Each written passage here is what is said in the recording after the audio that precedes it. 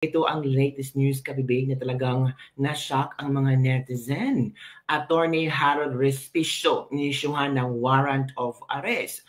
Ipakukulong na nga ba ni COMELEC Chairman Garcia nang dahil sa kanyang pasabog tungkol sa pwedeng mahak ang resulta ng eleksyon sa May 2025. Ito, kabibig, may nakita akong video ni Attorney Harold sa TikTok kung saan kanyang i-share sa kanyang mga followers sa kung ano ang mangyayari niya. Ito, kabibig, let's watch this video. Mga pulis dito ngayon, sinervisyohan ako ng warrant of arrest. So I'm going to jail in the meantime. See you again, folks. See you soon. Yan, mga pulis dito ngayon, sinervisyohan ako ng warrant of arrest. So I'm going to jail in the meantime. See you again, folks. See you soon. Yan, mga kabibig. So nag-issue na ng warrant of arrest ang mga pulis kay Attorney Harold Respicio. Ano nga ba ang kaso ni Attorney Harold Respicio? Ito, kabibig. Gusto ko pong liwanagin na hindi cyber libel ang isinampang kaso sa akin ng COMELEC. Ang isinampa nilang kaso ay Article 154 ng Revised Penal Code, Publication and Unlawful Utterances. Obscure na provision ito sa Revised Penal Code. Napakaluma.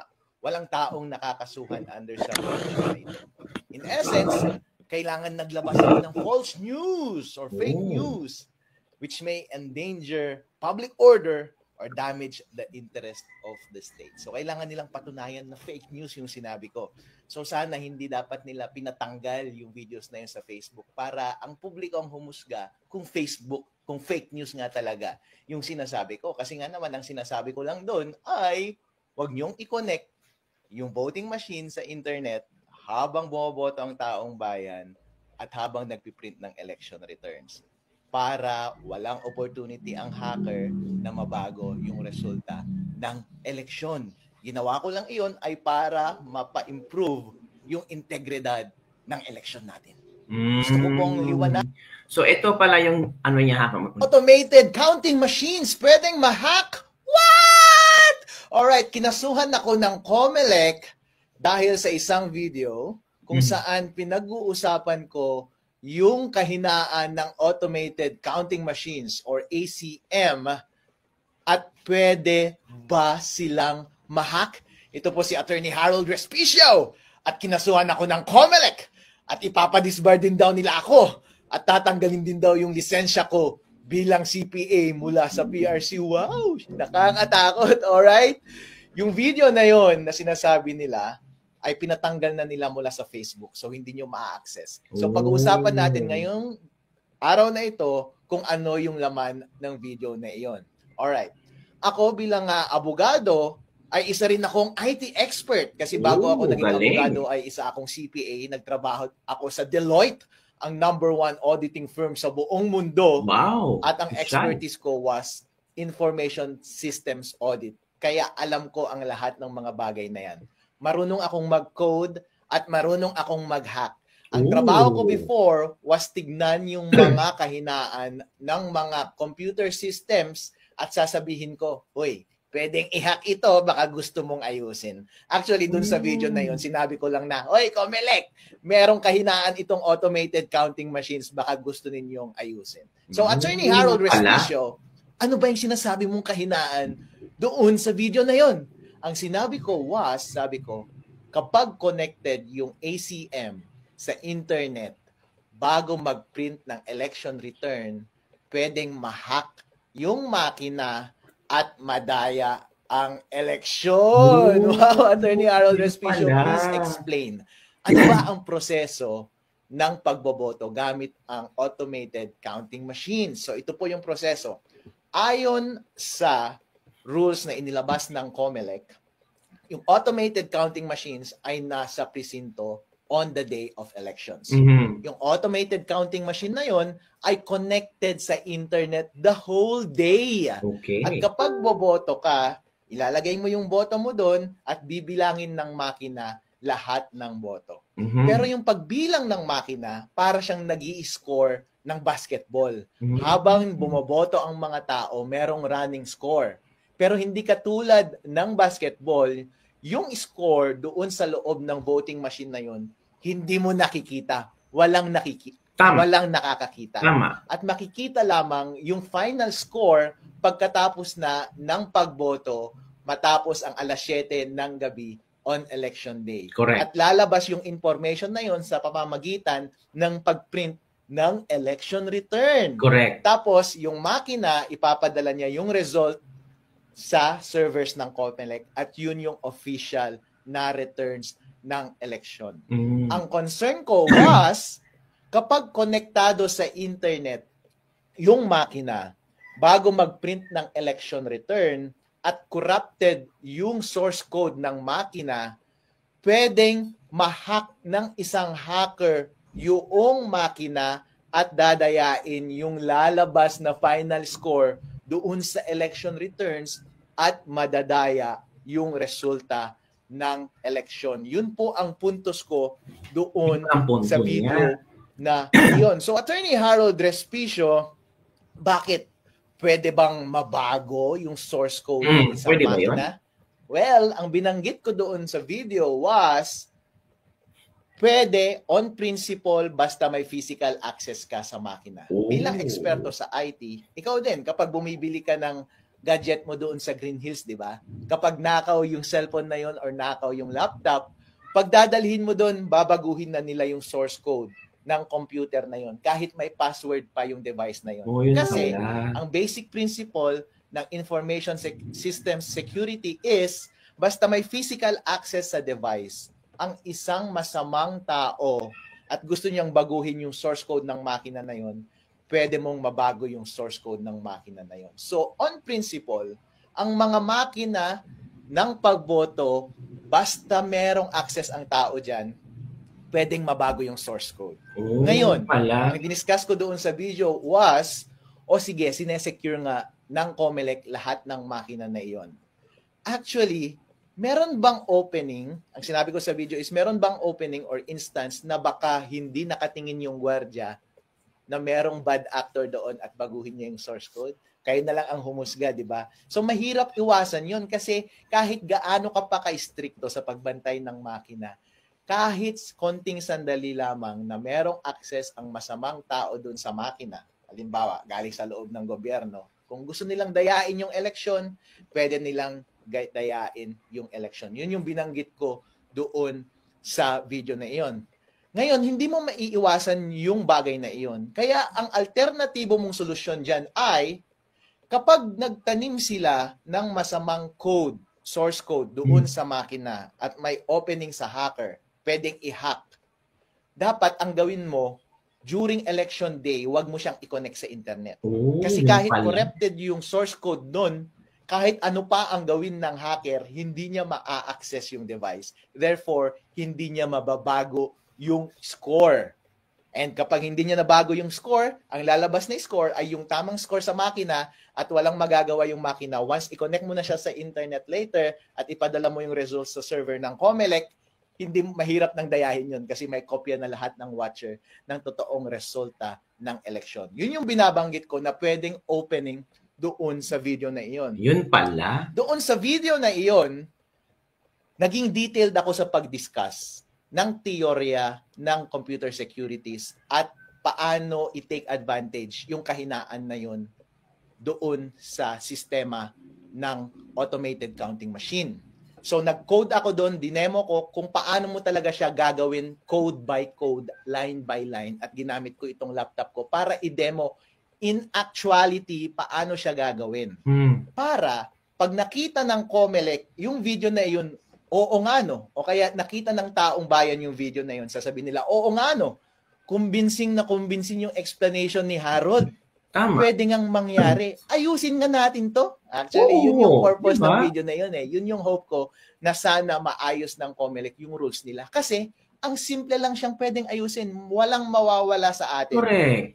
Ang gagawin lang ng COMELEC is babaguhin niya lang yung rules niya kung paano natin i-handle yung ACM machines during election day. Kasi right now, may lunabas na rules ang ACM kung paano i-operate yung voting machine na yon on election day.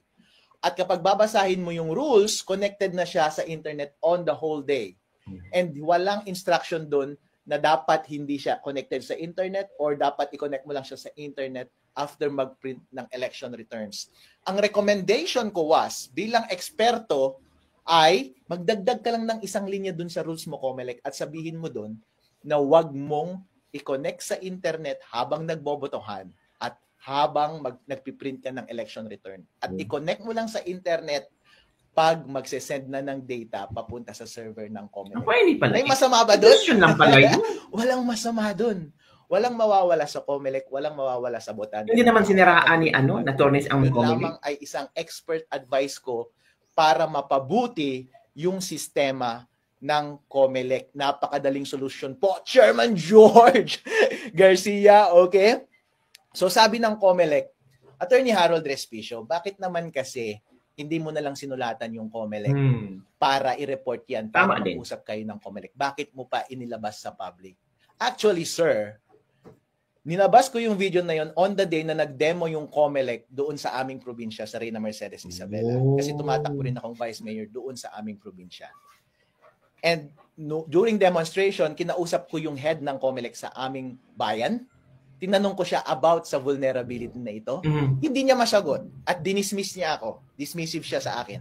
Pinakausap niya sa akin yung provincial COMELEC. Tinanong ko siya, pinagalitan pa ako. Dinismiss niya ako at binabaliwala niya yung concern ko. So anong gagawin ko?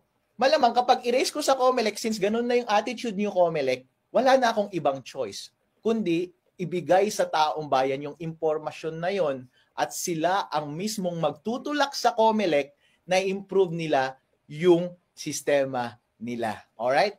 At sinasabi rin ng COMELEC ngayon, merong isang question na yang si Harold Respicio, nagkakadat lang yan ng masamang impormasyon, misinformation. Kasi kung nagsisinungaling yung voter machine natin, kung pwedeng ma-hack, meron namang randomized audit. So, tama, pwede kang mag-randomized audit. Pero ibig sabihin ba walang nangyaring dayaan? Totally, hindi. Kasi, kapag meron ako bilang hacker at may access ako dun sa automated counting machine, pwede kong piliin yung machine na pwede kong dayain. Pwede kong sabihin na itong mga makinang ito, wag nating dayain, pero yung makina number 1, 2, 3 dito sa presinto, dayain natin.